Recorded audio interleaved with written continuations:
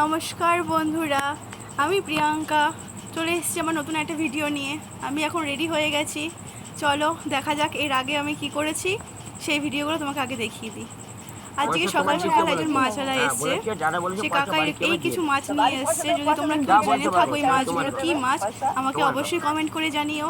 আর আমি এখান থেকে কিছু মাছ নিয়ে নিচ্ছি কালকে রান্না করার জন্য, কারণ আজকে আমার রান্না অলরেডি হয়ে গেছে সকালবেলায়। আর এই যে আমি এই মাছগুলো এখন বাছছি, দেখি কি কি কটা মাছ নিয়ে তোমাদেরকে অবশ্যই দেখাবো। দেখো তোমরা কি কি মাছ আমি নিচ্ছি, অল্প করেই নেব কারণ আমাদের বাড়িতে বেশি লোকজন নেই, আমরা দুজন মানুষ খাই তো তার জন্য এই কটা মাছই আমি নিচ্ছি। চলো দেখো এই কটা, দেখো এই সামান্য কিছু মাছ যা দিয়ে আমাদের হয়ে যায়। এই মাছগুলো অনেকদিন খাওয়া হয় না বলে তাই আজ এই মাছটা নেওয়া হয়েছে। এই দেখো আমি সাইড করে এক সাইডে রাখছি যে আমি কোন কটা মাছ নেব। এই যে এই পাশে যে কটা রেখেছি এই কটা, এই যে এই কটা আমি নিয়ে এসেছি। এখন এই কটা আমি ধুয়ে কেটে কুটে রাখবো, একবারে কেটে রেখে দেবো নুন হলুদ মাখিয়ে, যাতে আমাকে কালকে সকালে রান্নার জন্য আর অসুবিধা না হয়। কেটে নিয়ে এসেছি, এবার আমি দিয়ে দিচ্ছি লবণ, এরপরে দেব আমি হলুদ, দিয়ে এটাকে আমি মাখাবো। মাখিয়ে আমি রেখে দিয়ে তারপরে যাব আমি স্নান করতে।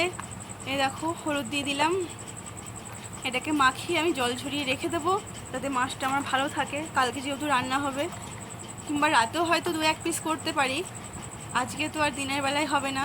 যাই হোক, এটা রেখে এবার আমি যাব স্নান করে নেব, স্নান করে পুজো দেওয়ার আছে। দেখো মাছটাকে আমি কেটে নিয়েছিলাম যাতে নুন হলুদটা ভালো করে ঢোকে।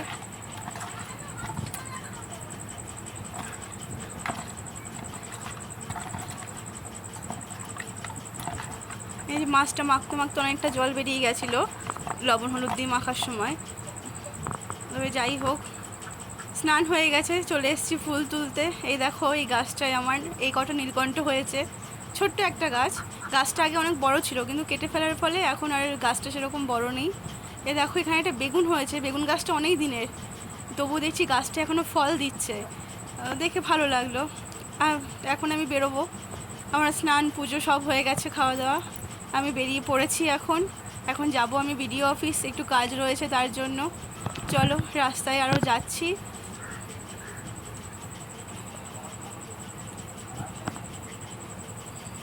যেহেতু অনেক কটা কাগজ ছিল আমার ব্যাগে, ব্যাগে তাই চেনটা আর আটকাতে পারিনি, তো এইভাবেই যাচ্ছি আমি, কিছু করার নেই।